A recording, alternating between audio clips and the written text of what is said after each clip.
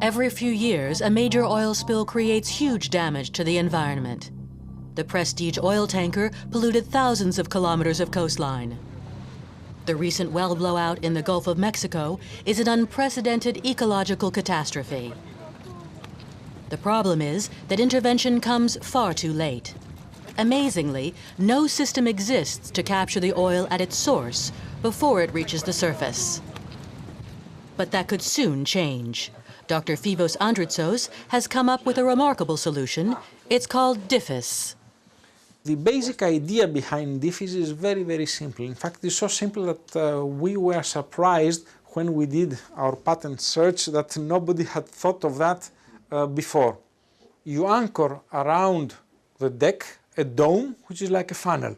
So whatever leaks you have on the wrecks, they flow upwards by gravity. The oil travels up a riser tube until it reaches a reservoir where it is stored, until a tanker can arrive to offload it. This buffer bell, as it's called, holds up the entire structure.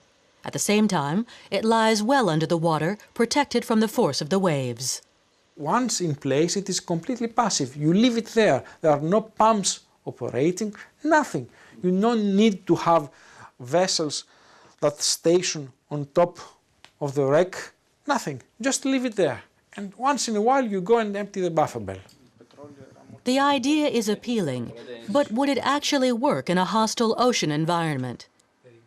With the support of the European Commission, Dr. Andritsos set up a consortium to test and refine the concept. One of these, the Maritime Research Institute in the Netherlands, MARIN, built a scale model of DIFIS 9 meters tall. The project manager, Hans Kozijn, put the model through its paces. In our basins we can model environments of current, waves and wind, and we tested different wave conditions, so everyday operational conditions, but also severe storms.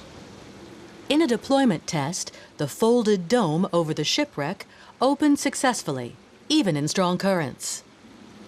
The structure was then tested in storm conditions, simulating waves 12 meters high. Below the water, the buffer bell and the dome hardly moved. Once it's installed, I think it will function very well. The main challenge is installing it. The difficulty is to anchor the system firmly in very deep water, several kilometers below the surface. The technique shown here, using large weights placed around the wreck to hold the mooring lines, is just one of several strategies explored by the DIFIS team. Now we have a very solid engineering design, not just an idea, with dimensions, costs, deployment procedures, other operational procedures, although, of course, there is no full-scale prototype. A full-scale prototype could be used for existing shipwrecks or even adapted for oil well blowouts. If it proves successful, the device would not only help to prevent marine environmental catastrophes, it would save billions of dollars for cleanup operations at the same time.